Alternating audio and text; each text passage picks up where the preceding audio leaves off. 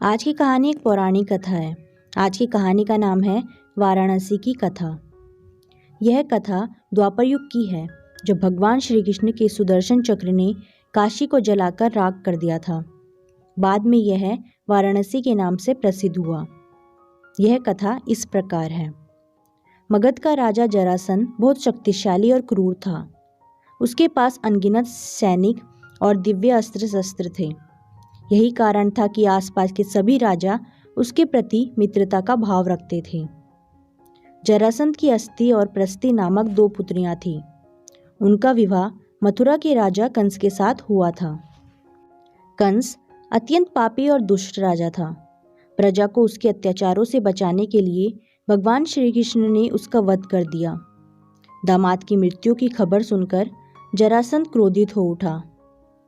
प्रतिशोध की ज्वाला में जलते जरासंध ने कई बार मथुरा पर आक्रमण किया, किंतु हर बार श्री कृष्ण उसे पराजित कर जीवित छोड़ देते थे। एक बार उसने कलिंगराज, पौंड्रक और काशीराज के साथ मिलकर मथुरा पर आक्रमण किया, लेकिन भगवान श्री कृष्ण ने उन्हें भी पराजित कर दिया। जरासंध तो भाग निकला, किंतु पौंड्रक और काशीराज भगवान के हाथों मारे गए। काशीराज के बाद उसका पुत्र काशीराज बना और श्री कृष्ण से बदला लेने का निश्चय किया। वह श्री कृष्ण की शक्ति जानता था, इसलिए उसने कठिन तपस्या कर भगवान शिव को प्रसन्न किया और उन्हें समाप्त करने का वर मांगा।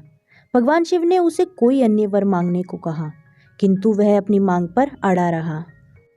तब शिव ने मंत्रों से एक भयंकर कृत्या बनाई और उसे देते हुए बोले, वत्स, तुम इसे जिस दिशा में जाने का आदेश दोगे, यह उसी दिशा में स्थित राज्य को जलाकर राख कर देगी।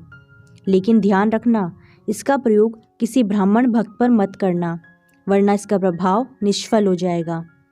यह कहकर भगवान शिव अंतर्धान हो गए। इधर दुष्ट कालयवन का वध करने के बाद श्री कृष्ण सभी मथुरावासियों को लेकर द्वारिका आ गए।